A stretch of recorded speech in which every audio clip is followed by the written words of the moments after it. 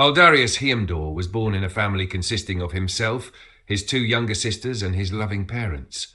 His father was part of the Second War with the fallen god Malakath and his army of corrupted children against the Kai demigods and Kaiden.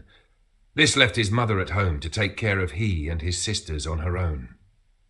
During that time, Aldarius became closer to his younger siblings, as well as becoming the protector of not only his family, but the household as a whole.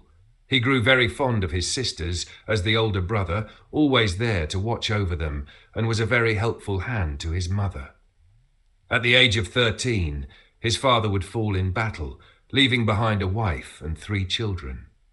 With his mother, grief-stricken, Aldarius took on the responsibilities of taking care of his mother and sisters, learning to cook and clean for them, in order to become the bull of his family. 2 years later, his mother died from an unknown illness, possibly from prolonged grief disorder, something unheard of at the time. With the death of his mother, Aldarius had to grow up fast, rejecting his youth of being a boy in order to take care of his sisters.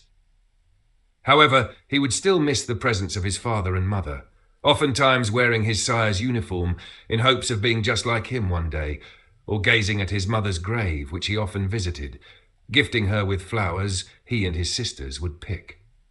Towards the middle of the Second War, on his 16th birthday, Aldarius would leave his sisters in the hands of their loving aunt, who would take care of his sisters in his leave for the army. He'd suit up and join the Elkai forces in honor of his father, where he would train to use magicka and learn about his soul affinity. Unlike the other Elkai, who mostly used Ao magicka, Aldarius had a knack for the school of Ashur. He would later learn that he was also well skilled in the art of swordplay.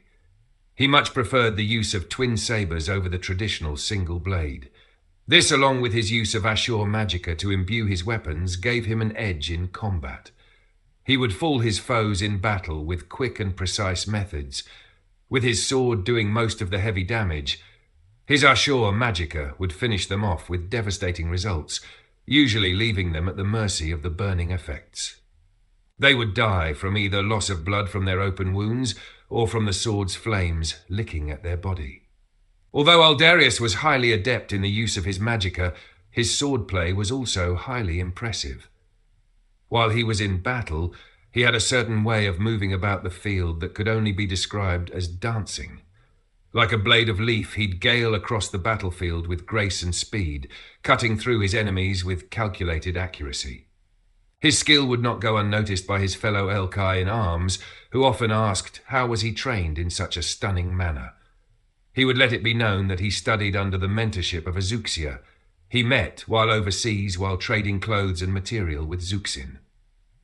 This single Zuxia, who may have saw something in Aldarius himself, and took it upon himself to train him in the art of swordsmanship. Something the Elkai did not know about, until Aldarius displayed and introduced it to them.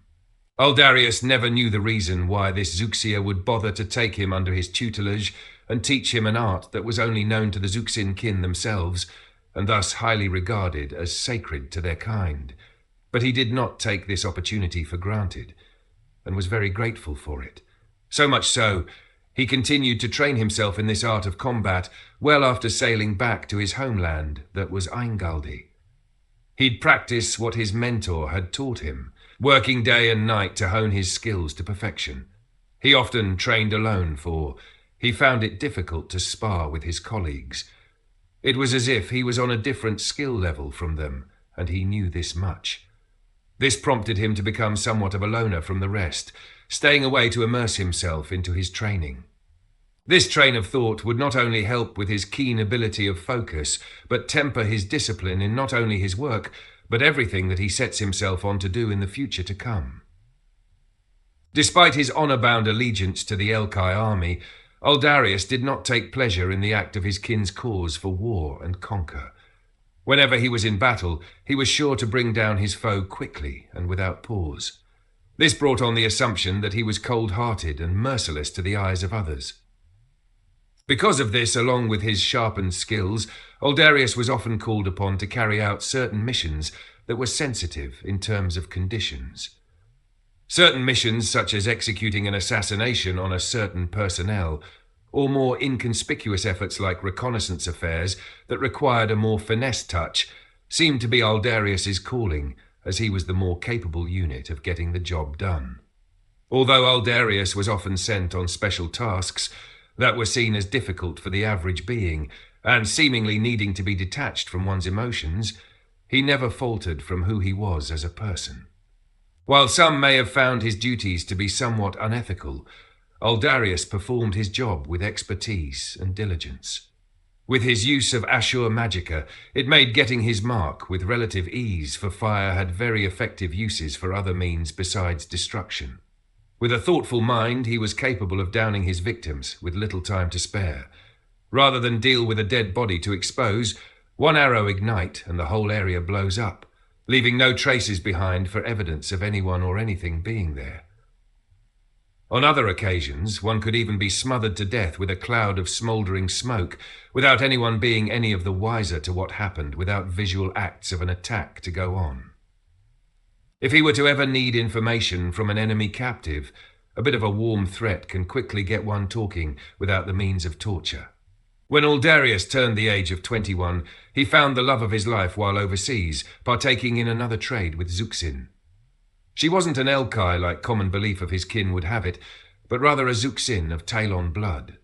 She was small and of average shape, with fur like white snow and contrasting stripes of black.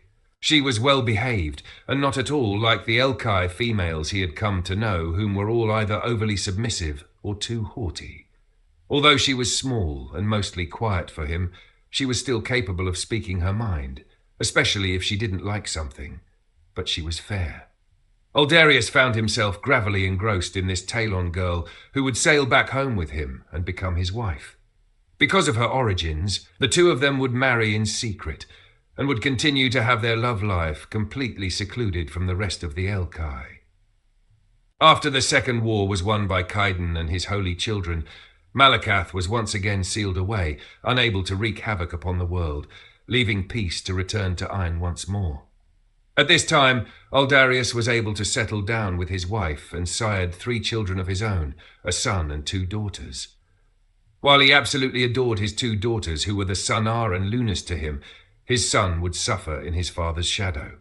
He never showed his son the same affection he did with his daughters, and was often distant from him. Even with the war over, Aldarius was never fully involved in his boy's upbringing. This stark difference in parental love with his son could possibly have been due to his own father being absent from his own life. Despite so, he would raise his son to the best of his abilities, even if it meant repeatedly comparing his son to himself, setting up high standards for the boy.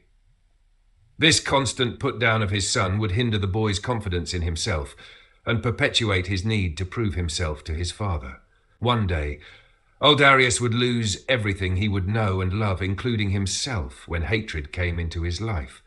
When his son became the age of 14, Aldarius joined the campaign of invading and colonizing New Angalde. He did not foresee the war that would break between his kin and the wolfkin of the land they were seeking to conquer. Believing the savages of the land to be of peaceful folk and easily malleable, Aldarius would soon find out that these savages were capable of resisting the forces of the Elkai, and with great ferocity at that. Even though they were of few as a nation and not well versed in magicka, the wolfkin showcased their willingness to fight for their freedom and survival, with sheer fierceness and an unshakable bravery that not only impressed Aldarius, but gained his respect as well. He would quietly regard these wild beings as true fighters in their own right. This newfound respect for the savages would quickly change upon arriving to his home, to find a living nightmare waiting for him. There, lying on the floor, was his beloved family. His wife and daughter lay dead, having their necks either ripped out or crudely cut open. To see his wife and 2 daughters of age 10 sprawled across the wooden floor, blood puddled everywhere, and even displayed on the walls in patterns one can only assume to be made from sudden spurts, changed the Elkai forever. Stricken wide eyes would roam the room, looking for answers, anything that would explain the gruesome sight before them. Body shaking with adrenaline, coupled with what could only be described as unexplained coldness, coursed throughout his body and took over any attempts at stillness. Breathing became rapid, as well as thoughts with multiple questions racing in eagerness to cross the finish line of his mind. The one winning question would go on to linger and plague the father's mind for years to come. He steps into the cold, riddled room with heavy feet that resounded throughout the still grave that was once his home, and drops before his wife. He lifts up and cradles her small, lifeless body and looks it over, whimpering like a scared babe, scrambling to collect the images of what she once was.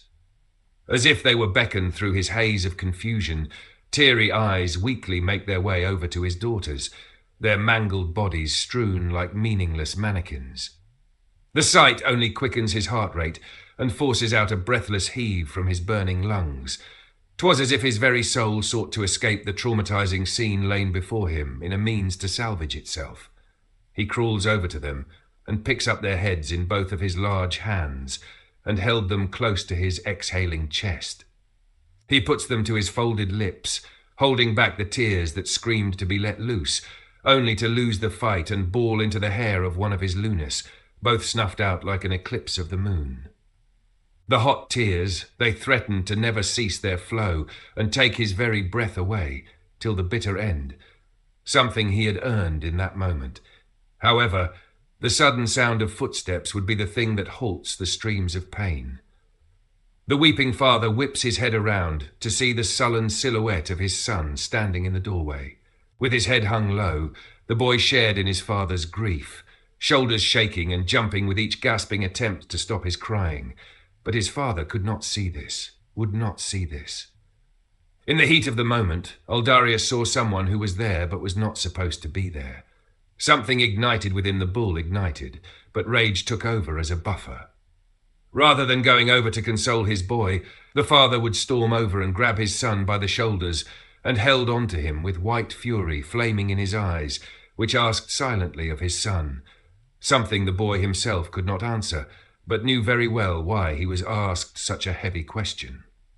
Quickly collecting himself, Aldarius looked away from his son, with his son offering the same, leaving the two in agonizing silence. The night's result of one's hate would forever feed a flame of retribution that would change Aldarius and the history of the Elkai forever.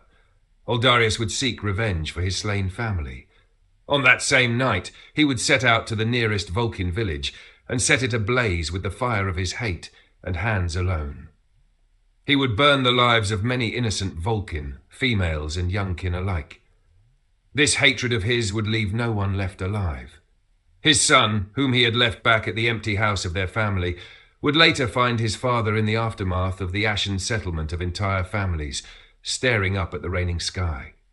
He would later report his father's doing to their superiors, who would not only commend Aldarius for this hate crime, but made him colonel of the Elkai force instead, leading him to the rank of general later on.